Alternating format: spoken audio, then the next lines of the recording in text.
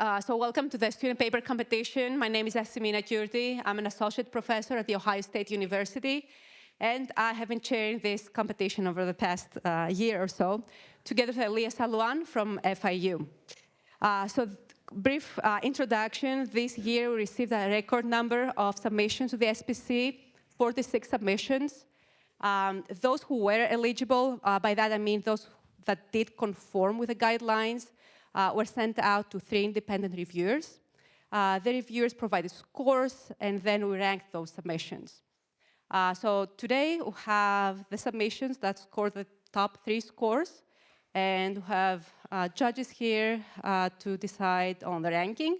So out of the 3 presentations today, we're going to decide on numbers 1, 2, and 3 in terms of rankings, and the results will be announced tonight, this evening. So with that, I would like to thank all of our reviewers and all of our judges today. And here are our finalists.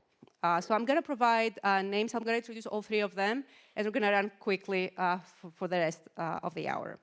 Melany Gutierrez-Hernandez from FIU, Florida International University. The advisor is John Volakis. The title will be Lightweight and Battery-Less Multi-Channel Wireless Sensor for Swine Biopotential Recording. Our second finalist, Dylan Wells from The Ohio State University. The advisor is Amy Connolly, and the title will be Evolving Antennas for Directional Radio Sensitivity. And then Adnan Basir Patwary from UT Dallas. The advisor is Ifan Mahmoub, and the title will be Electrically Small Ultrawideband Antenna for Wireless Power Transfer to Headstage-Based Electrophysiological Recording System. So with that, Melany from FIU, the floor is yours. So good morning, everybody. My name is Melany Gutierrez-Hernandez. I'm a PhD student in Electrical and Computer Engineering Department at Florida International University. And today I'm very happy to be here presenting my work in this presentation titled Lightweight and Batteryless Multi-Channel Wireless Sensor for Swine Biopotential Recordings. Let me start by explaining the motivation behind this project. So there are around 50 million people living with epilepsy worldwide. That means 6 every 1,000 people. So 30% of the patients are resistant to drug epilepsy. So that means that they cannot assimilate these pills in order to live with epilepsy. So they need to undergo through a surgery. This surgery needs to be of resecting or that part of the brain where the seizures are starting. So in order to go to the surgery, they need to do a pre-surgical evaluation. And the protocol in the United States right now is that the patient needs to go for the hospital 10 to 15 days.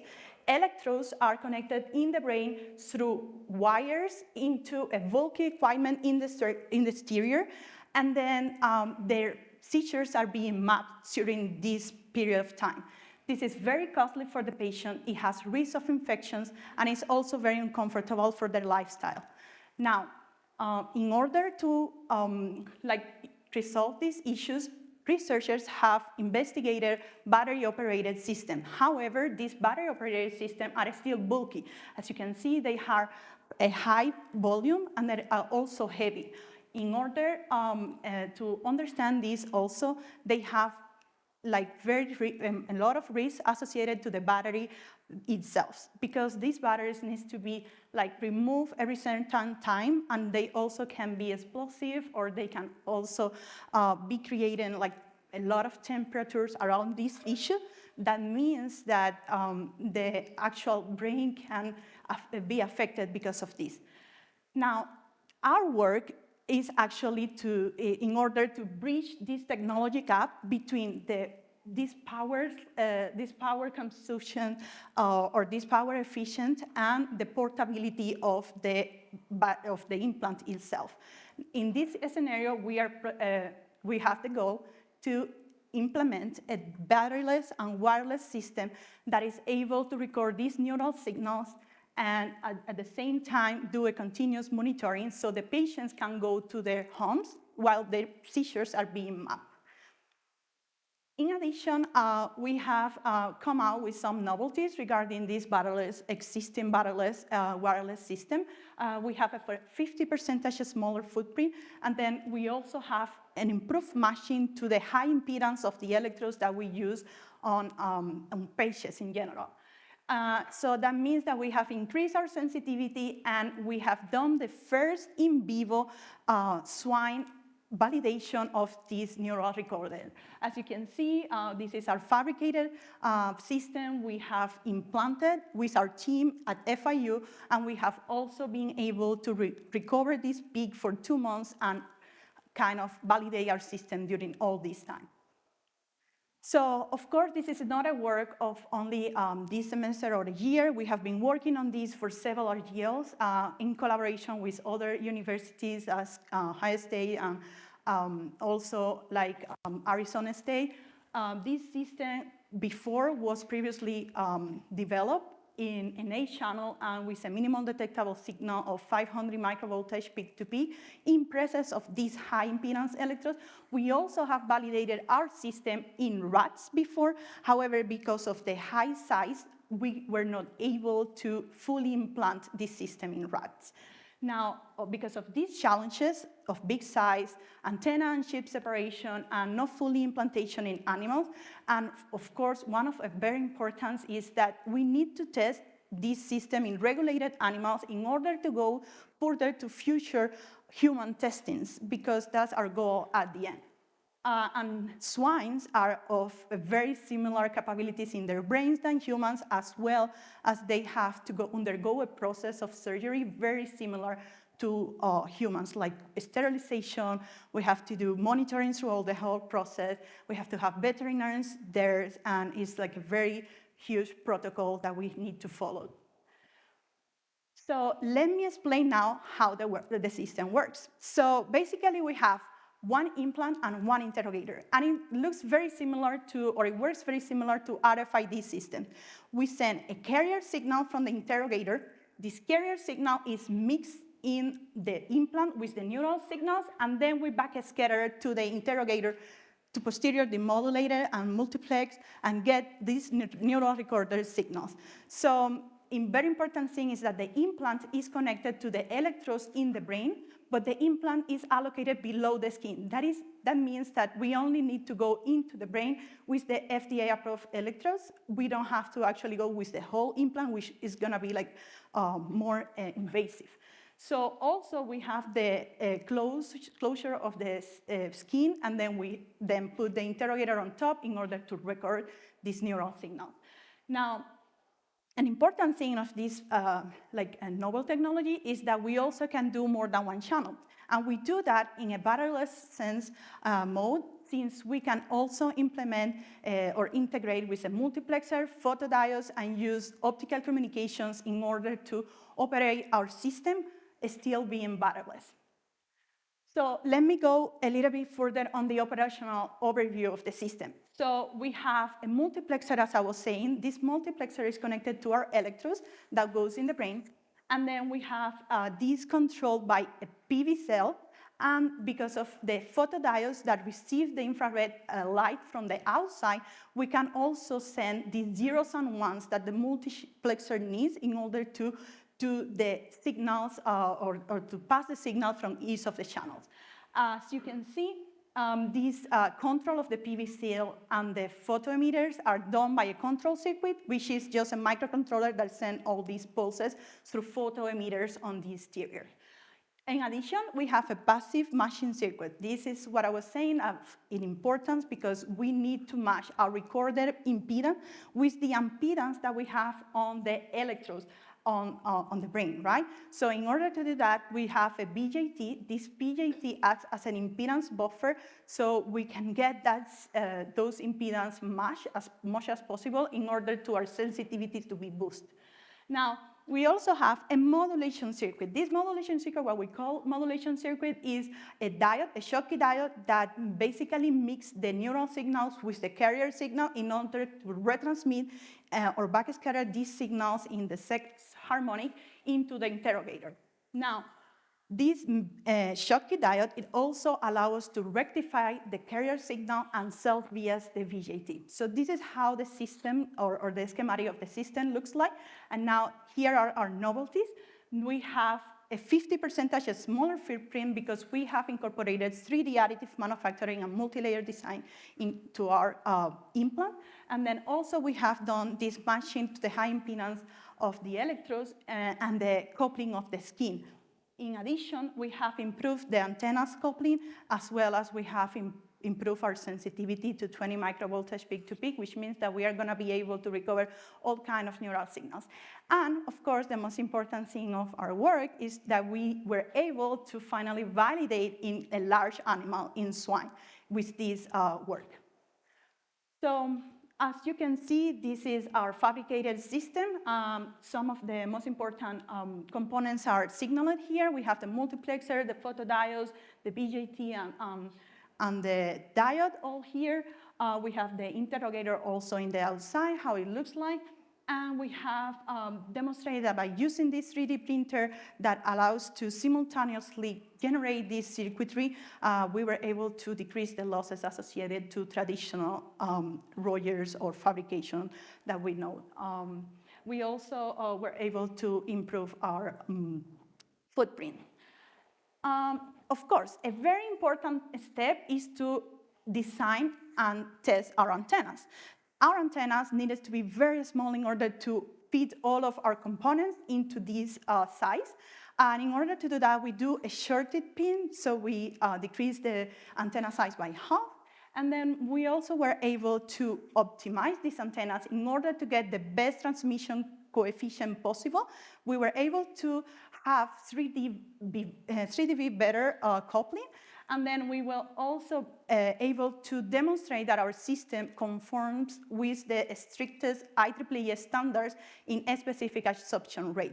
This term is very important for human testing because we need to be sure that these antennas are not affecting the tissue around it. So as you can see, we are below of the standard, which is 2 watts per kilogram.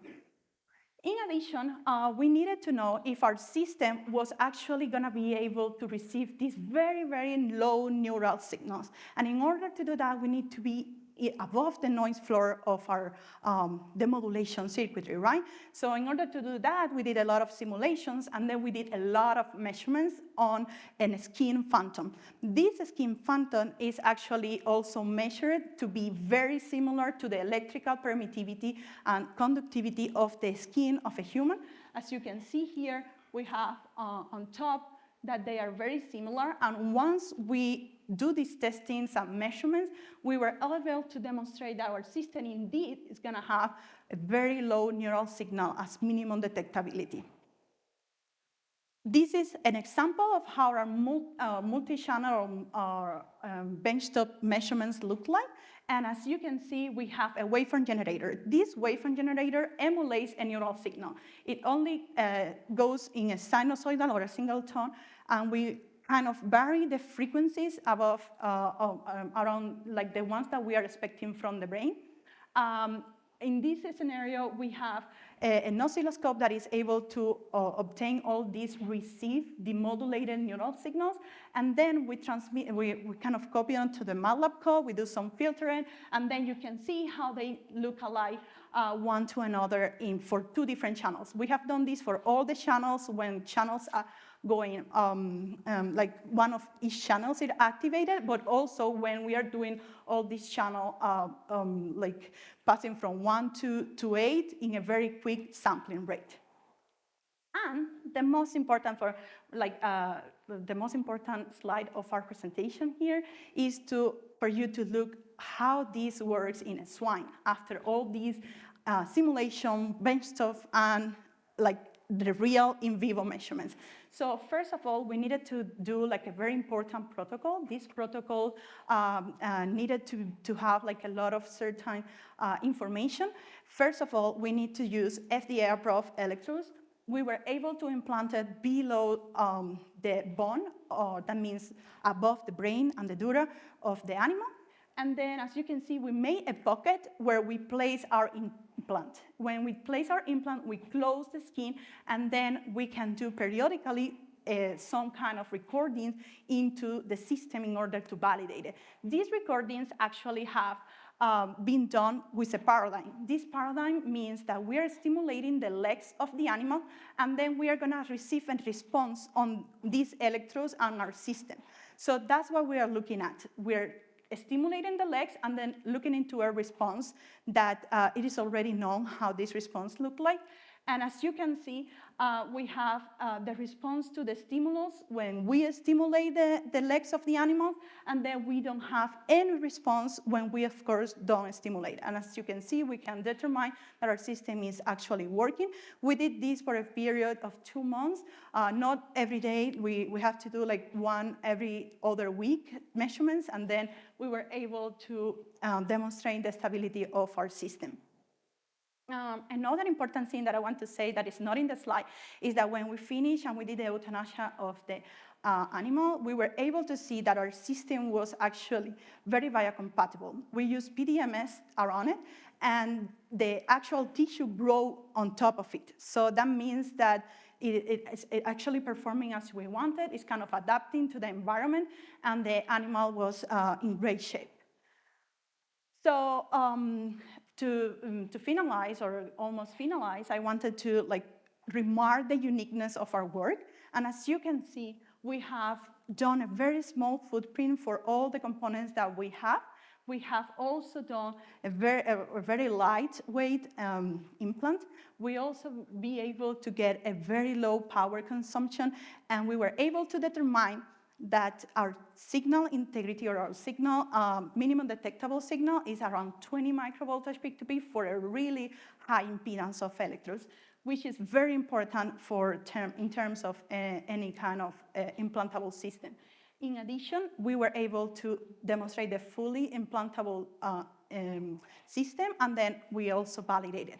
So uniquely captures all neural signals, and then we were power efficient as we wanted to be, and then of course we have this portable monitoring that we have designed. In general, I wanted to conclude that we have the first in vivo validation in swine of our system. There are very few teams that are able to do this at this kind of level, and then we also have demonstrated the stability and efficiency of our system for a long period, and we have reduced the system footprint. We have also successfully recovered the neural signals, and in general, this is a very important step in order to go to future human testing. I want, of course, to thank all my co-authors and my advisor, Dr. Duarte, Dr. Riera, and Dr. Volakis, and then I want to also thank all my colleagues from my 2 teams. I am actually working very closely to biomedical team. So we have radio frequency communications lab at FIU, and then we also have the neuronal mass dynamics lab. And especially I want to thank Carolina and Daniel, and well, of course, to thank the supporting of this work from the NSF grant and the Walter Coulter Foundation. These are the reference for our project, and thank you very much, and happy to answer any questions. Thank you for being here.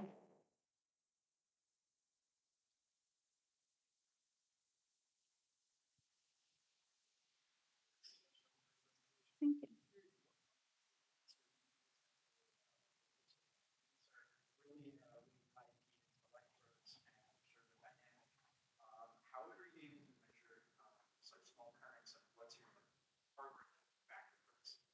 Yes, so if I understand well the question, so we actually did the validation in the benchtop measurements first. So of course, after the simulation and all, we have, as an electrode, we use just an impedance or a resistor, right? So we vary all these resistors from, let's say, 50 ohms into 220 kilo ohm, even 1 mega ohms, and then we validated until what point we were able to receive this signal or on top of the noise floor. And that's how we validated that we're actually having those voltage.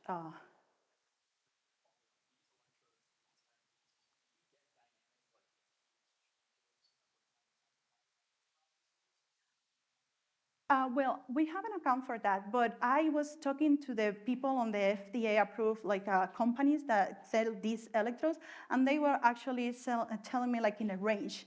And the range was they always tell you a range where they will operate, so you work on that range. But it is known, and then you vary those parameters in terms of that. Thank you. Yes, in the back.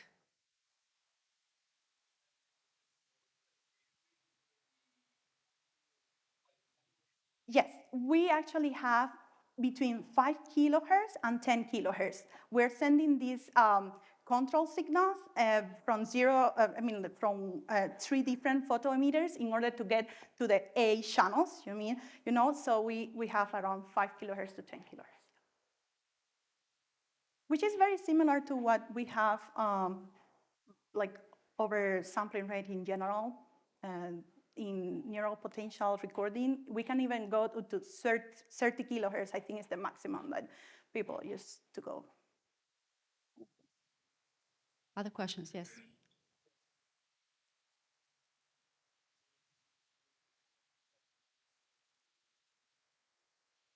So what's the benefit of not just having The risk of, I was telling you, but thank you so much for the question. So we have risk of infections regarding the wires that is coming up. We have also the comfortability. And then if we're talking about patients in general, there is gonna be much more cost to be hospitalized for these 15 days or more than going home and doing everything that they are with their lifestyle while their seizures are being monitored. So definitely we will have more restrictions with the wire technology. It's kind of interesting, but at the same time, how in so many years, hospitals are still using this technique and not actually going into the either battery operated or batteryless operated implantable system, so the patients can't go home. So it's a progress, let's say. Yes. Yeah.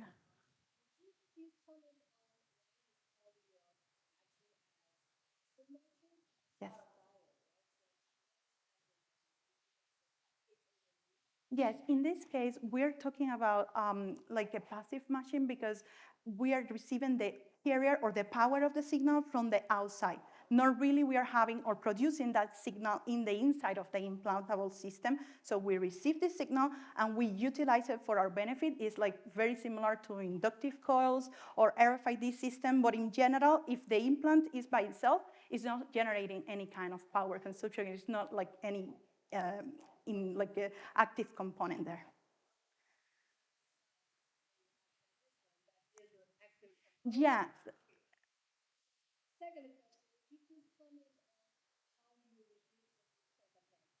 Yes. Yes. So we actually did a shorting pin on the middle of the antenna. I can show it in the image if you want. Maybe right here. So in the very small, but it's there, a shorting pin, and then basically it reduced. Before it was twice that. We do the shorting pin, and we got half of our antenna. Inverted LFT antenna, yeah. Few more hands, but we need to move on. So thank you, Melany. Oh, thank you all.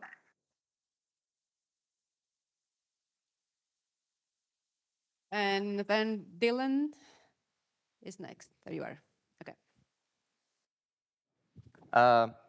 I'm Dylan Wells, an undergraduate at The Ohio State University, and I'm excited to tell you guys about my project, Evolving Antennas for Directional Radio Sensitivity.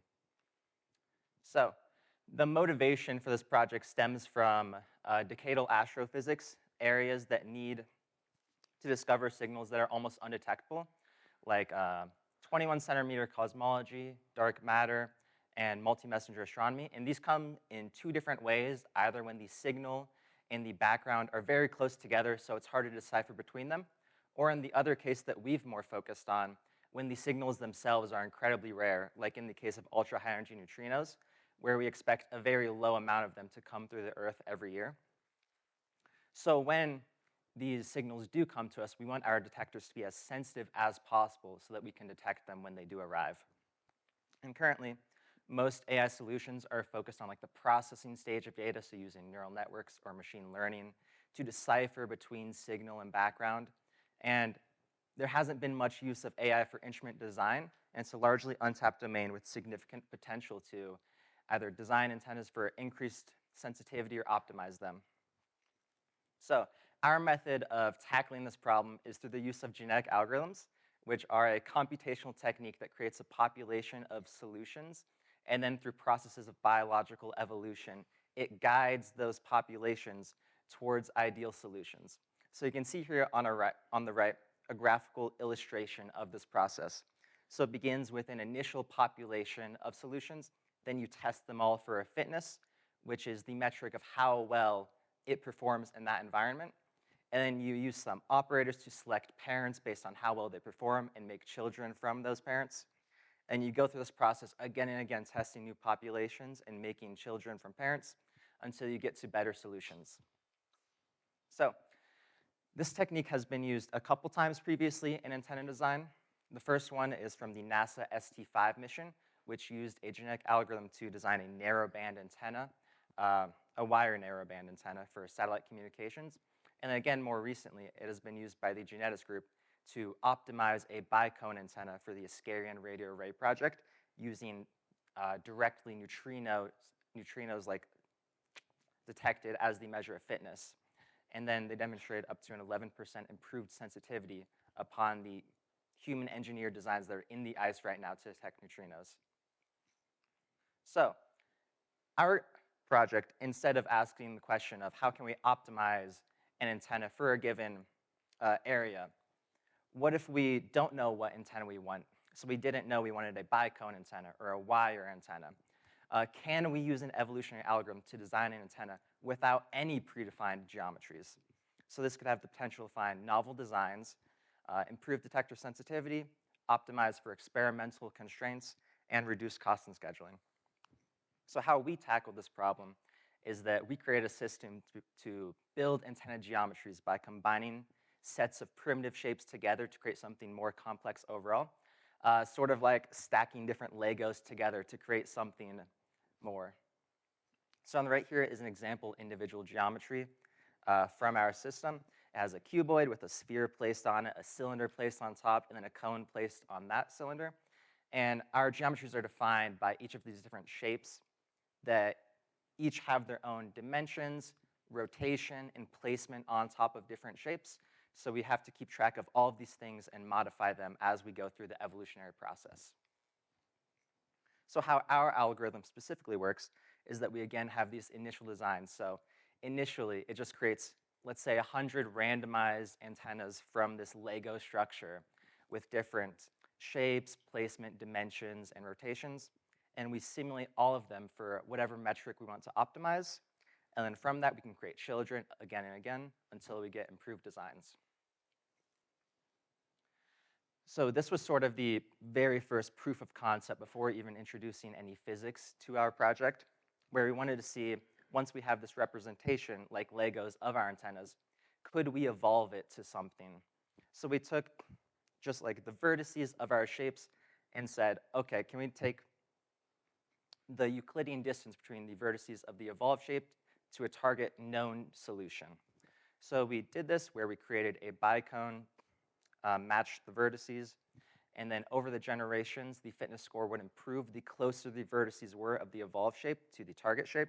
And you can see here in generation 0, the randomly generated design doesn't look anything near it, kind of. It has that cone on top, so it's getting there. And then by generation 200, it's perfectly overlapping. You can see just like a tiny sliver at the edge, like a pixel difference. And then this plot on the right, we tried a few different fitness functions. It's not too important, but essentially just showing that the fitness is growing over time through the generations. And now, once we showed those geometrical evolutions without any physics, we tackled the problem of how do we create and optimize actual physical antennas. So to start, we just added the capability to construct simple dipole-like antennas. So you can see on the right here just two different sides of the antennas branching off of a feed point, shown in the red. And then we integrated in radio simulation software XFDTD by Remcom to physically build these add feeds, and then build the structure. And the simulation software hits the antenna with an E field at all theta and phi, and solves Maxwell's equations to get the gain pattern of the antenna. And then once we have this gain pattern, we can start doing cool stuff like optimizing for different beam pattern comparisons, or what this presentation is mainly about, maximizing and minimizing sensitivity in different directions. So just like in the geometrical case where we first evolved to a target to make sure our algorithm worked as intended and could find a solution, we started with the same idea but with a gain pattern. So we just created a dipole, simulated it in the radio simulation software, got its gain pattern, and as the measure of fitness for this test, it was, okay, so we take our evolved antennas, find their gain pattern, and take a Euclidean distance between those to see how close that gain pattern and the phase are to the target antenna. And over time, through the generations, just another note, we allowed these individuals to have 2 to 6 shapes. Pictured here are the best from each generation. So there's some wacky stuff like the generation 0 here happening, it's just not shown. And through the generations, you can see the geometry is getting closer and closer to the target until they're overlapping at 441. And then we can also see the gain patterns here on the right, which is what the fitness function itself is comparing, the metric of optimization. And they're almost perfectly overlined. They're very close together there. So this showed that our algorithm could evolve in a situation with a known solution. And the next step was to take it out of that comfort zone and create a fitness function in an environment where it would optimize something without a known solution. And this is really where the creativity of a genetic algorithm could shine. So to do this, we created something what we call the directional fitness function, which aims to maximize and minimize gain in user-specified directions. So you can imagine an experiment coming to you and asking, we know there's going to be a lot of signal in this direction, so we want to maximize our sensitivity. And we know there's a lot of background that we don't want in another direction, so we want to minimize that. And this is what this fitness function is aiming to do. There's a math equation here. Essentially, it's a weighted sum of the part that's focused on maximizing gain in the green area and minimizing gain in the red area. And this is the result of the first evolution with that. So we did this we did a range of 45 degrees to 135 degrees theta around all phi to maximize the gain and minimize it everywhere else. So this is kind of designed after the like classic bow tie dipole gain pattern. And we simulated this at 300 megahertz, again with 2 to 6 shapes on each individual. And from here, generation 0, you can see the randomly generated design. It's kind of funky, pointing in the wrong direction and not doing too well, but over time it learned to straighten out those sides. We see in generation 5, it's kind of up and down. It found a large cuboid, which was somehow better. And by generation 90, it found a dipole, and this is the point in the evolution where we kind of thought it was over. It had reached what we modeled the fitness function after. You can see here on the fitness score of generations, it had kind of plateaued out, but we decided to keep it running anyways just to see what would happen. And 50 generations later, it grew an arm randomly, which was really cool to see. It showed some creativity in it. And if you really look close on the fitness plot, you can see a tiny uptick at generation 142, which made it perform like marginally better, but still it was better than the previous design. And these are the actual gain patterns themselves, slice and theta. And you can see generation 0, the best individual shown here, the geometry is shown in green in this slice, and it's doing pretty well. Most of its highest gain is in the green regions. It still has some carryover into the red though. And you can see in the top-down azimuthal slice, it's nowhere near symmetric. You can see that in the geometry too.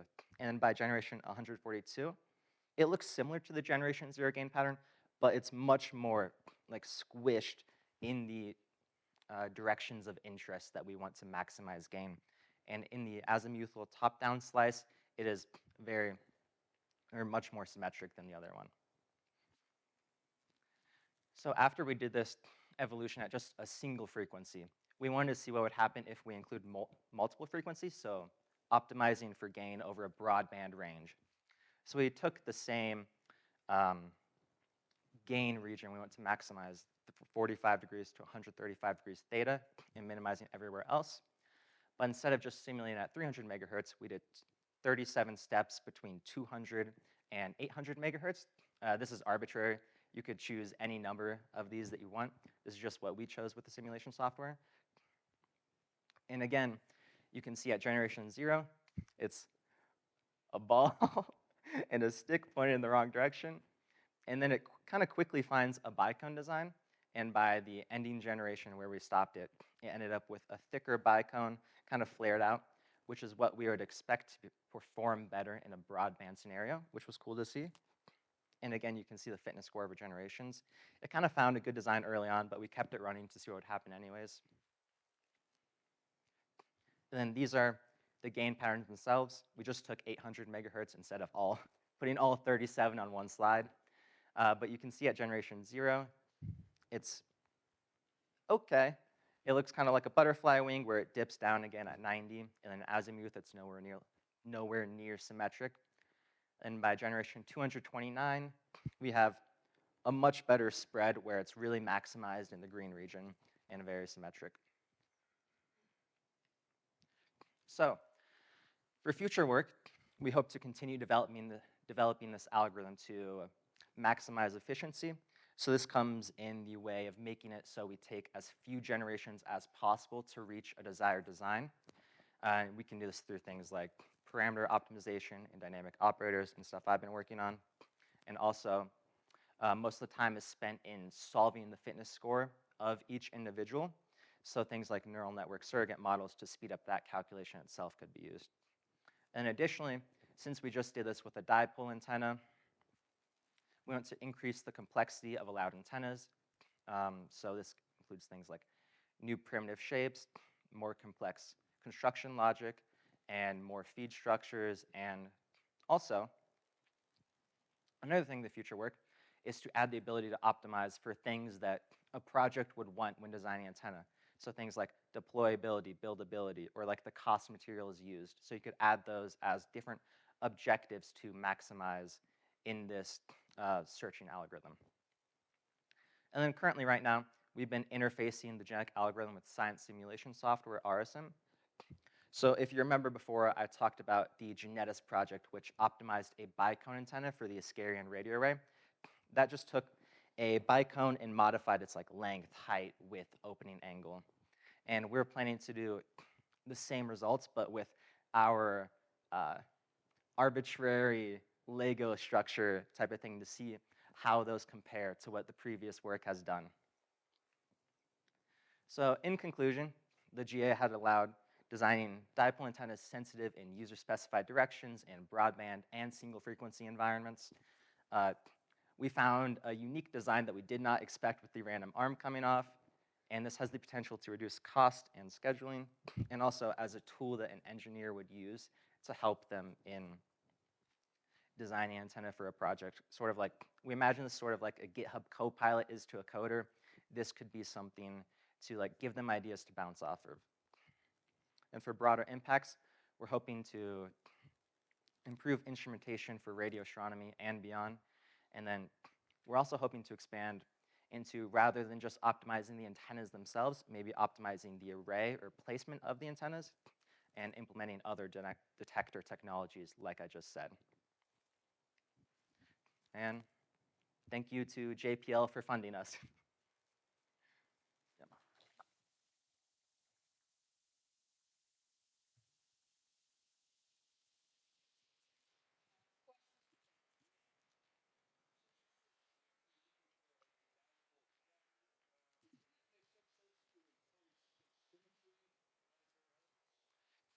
Yeah, we've thought about this a lot. It's a good question, where we could have some constraints where we would only build them within the known physics of what we want. This was sort of just showing what if we didn't know any of that. So that's a great way of implementing something that could speed up the computational cost of this, so you don't have to evaluate as many. but we wanted to see what it could do knowing no physics at all.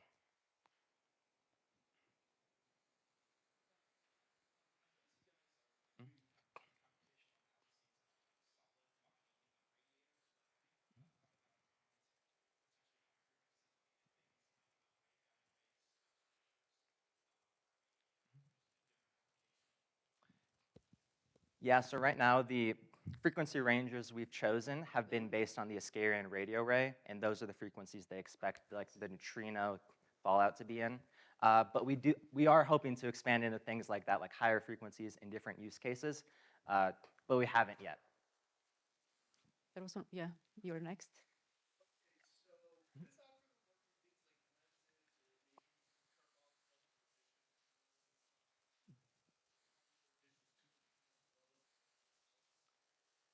Yeah, you could use the genetic algorithm to optimize basically anything. So you could definitely do something where you're like adding components to an antenna and optimizing things like that.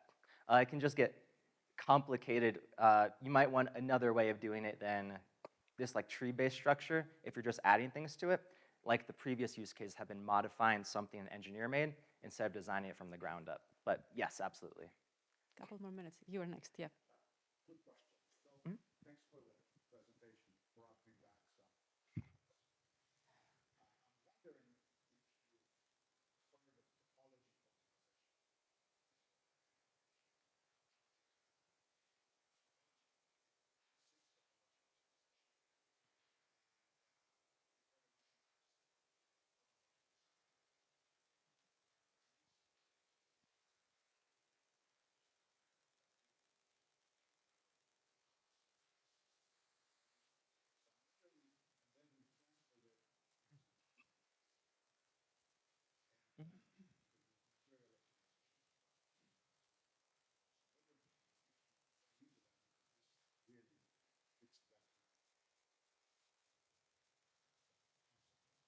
Yeah, that's a great question.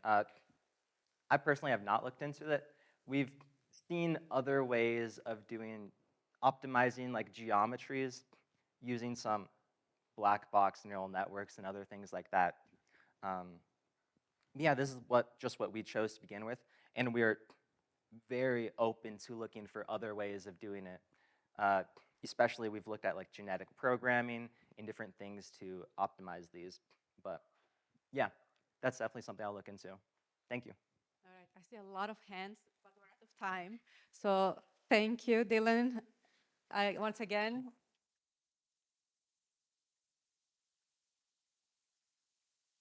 And Adnan, you're next.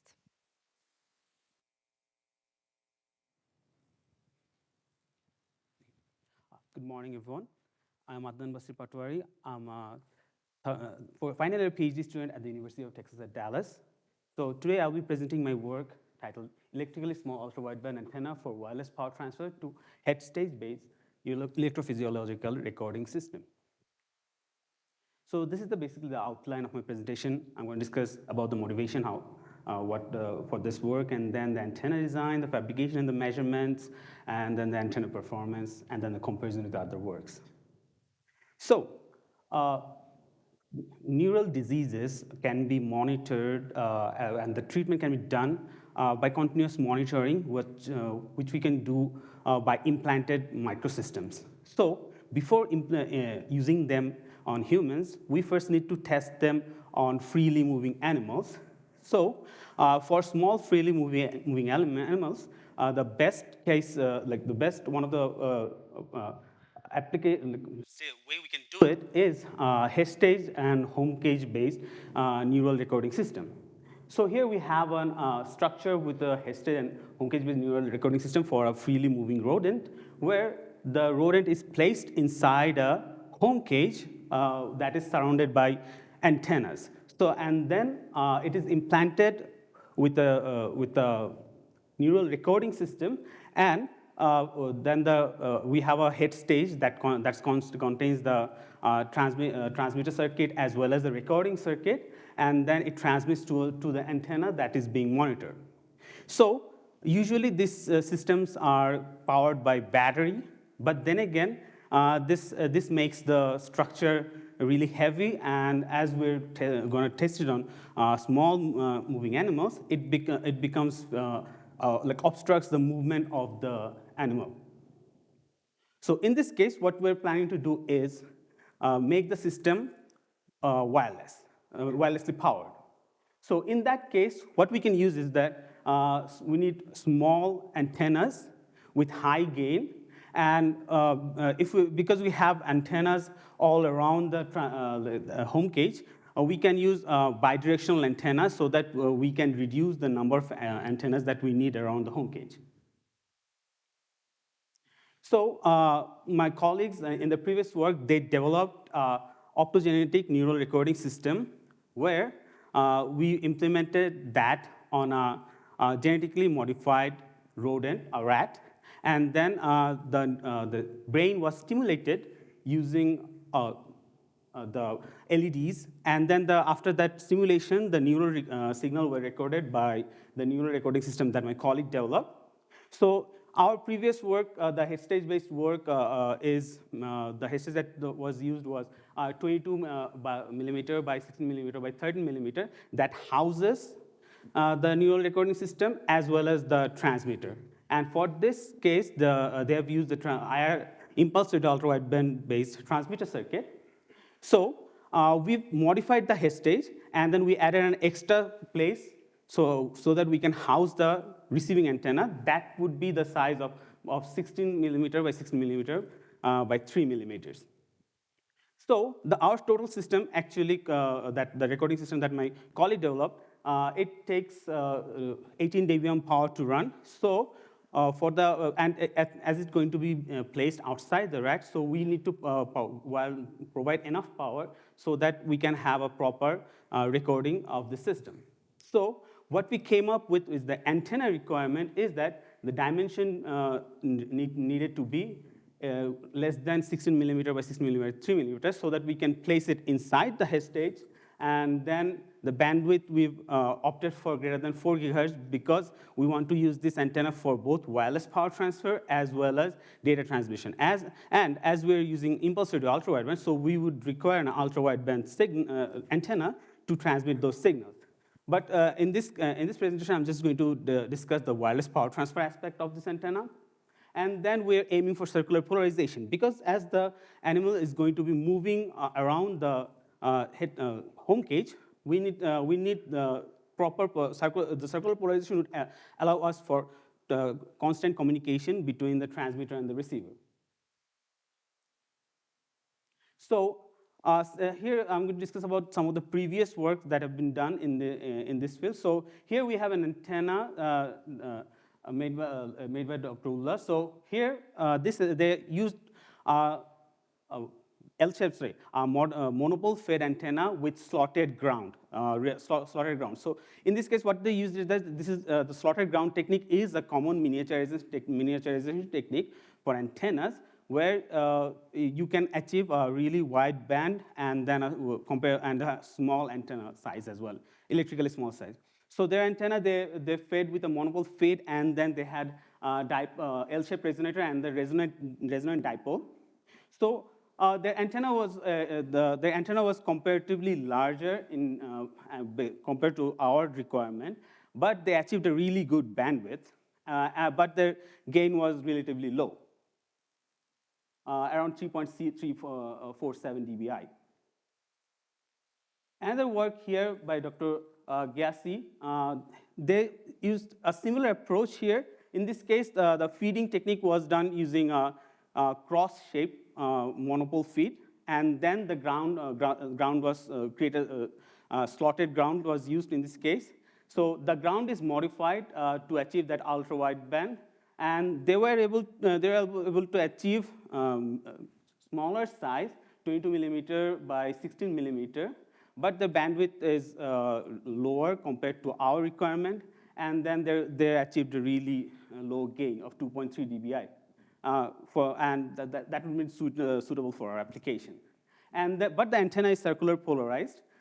So for our case, what we did is that we've designed a 15 by 15 millimeters square slot antenna that is excited by a monopole feed, and the slot is modified so that we can achieve an ultra-wideband. And then we've also added a H-shaped resonator on top of the monopole feed.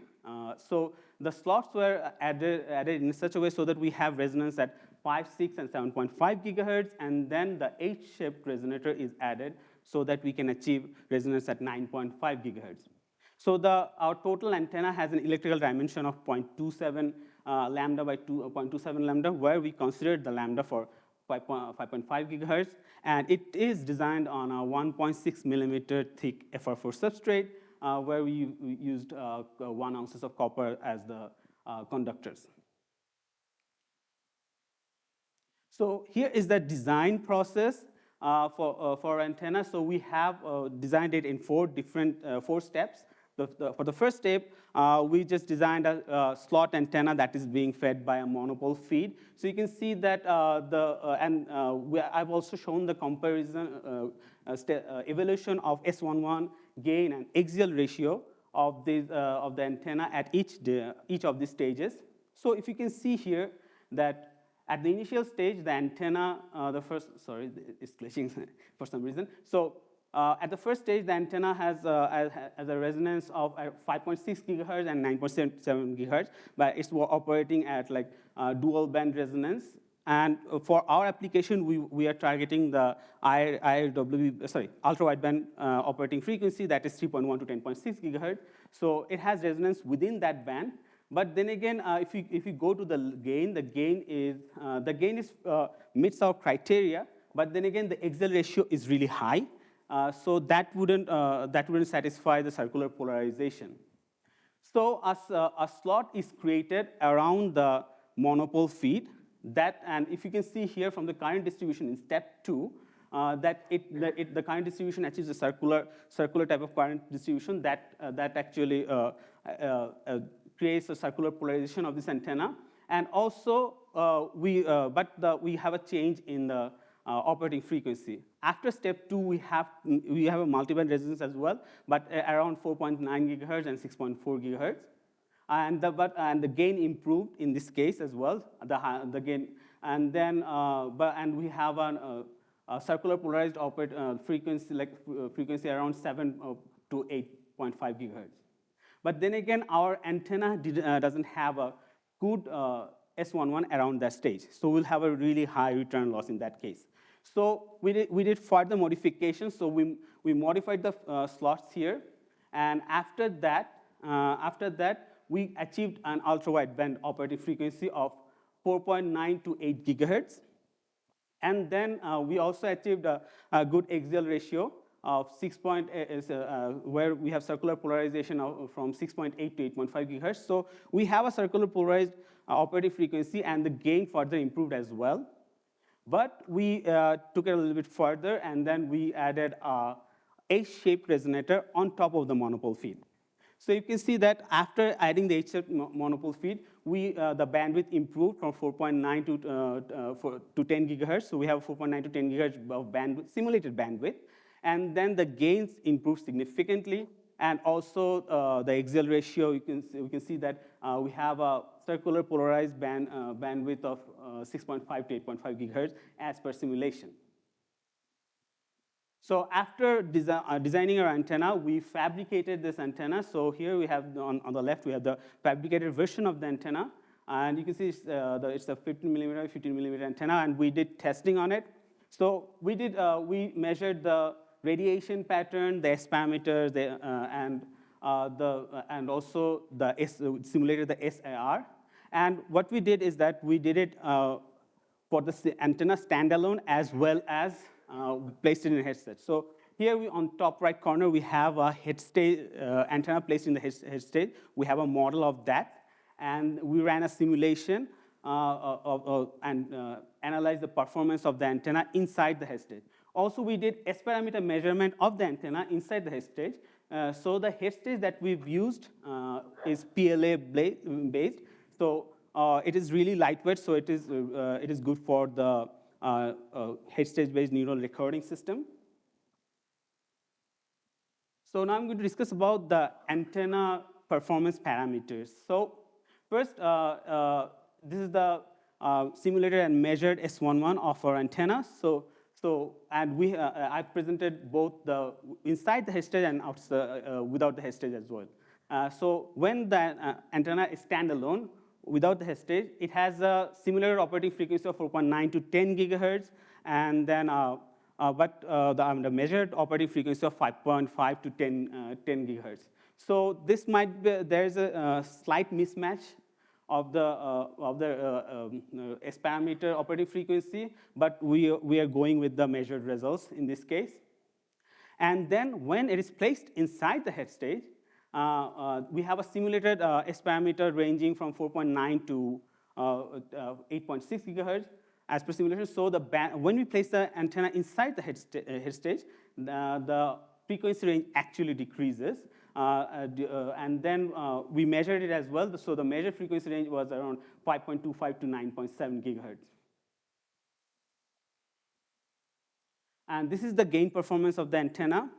So if you can see that the simulated gain of this antenna is from 3.4 to 8.5 dBA over 5.5 to 10.5 gigahertz range. But then again, we are going to consider only the 6 to 10 gigahertz range in our measured results. So we did the measurement from 6 to 10 gigahertz and at a 1 gigahertz interval, and we can see that our gain aligns almost to our simulated results as well. And we also did put the simulation result of gain result of the antenna when it is placed inside the headstage. So if you can see that when placed inside the headstage, the gain is being reduced, and so we have a measured gain of 4.8 dBi, and then when placed inside the headstage, the antenna has a gain of 4.71 dBi.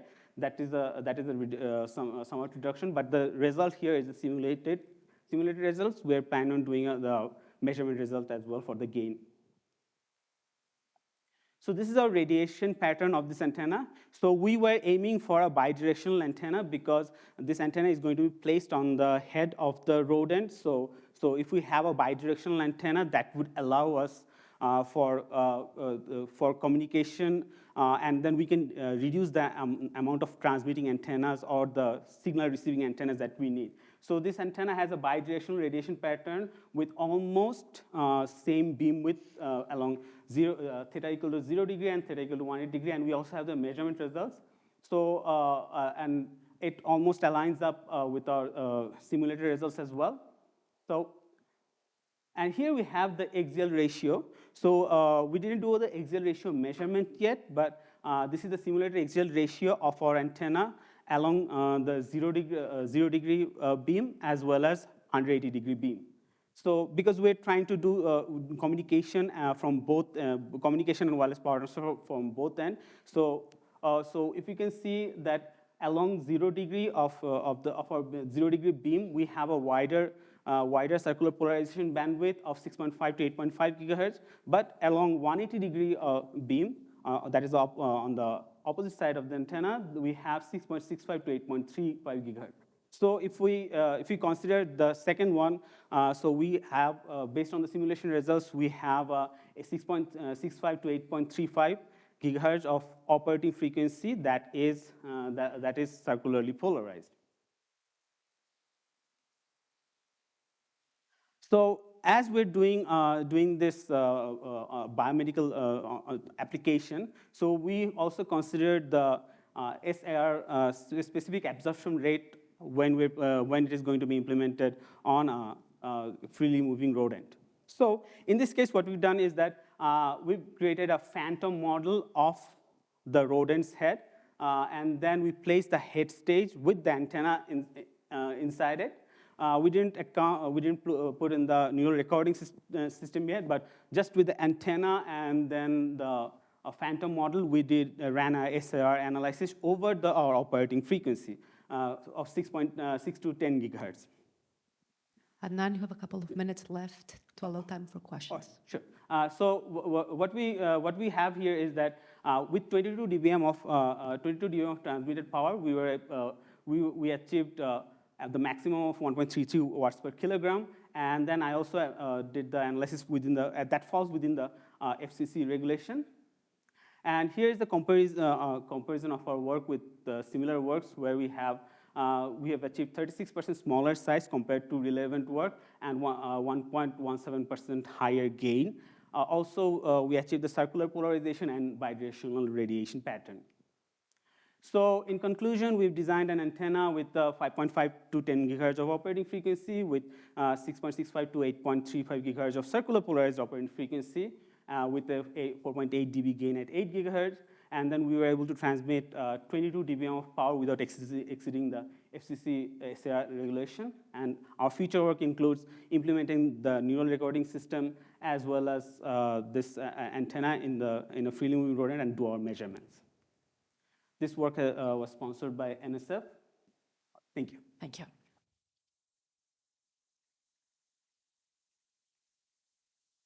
All right, I see a hand already. Go ahead.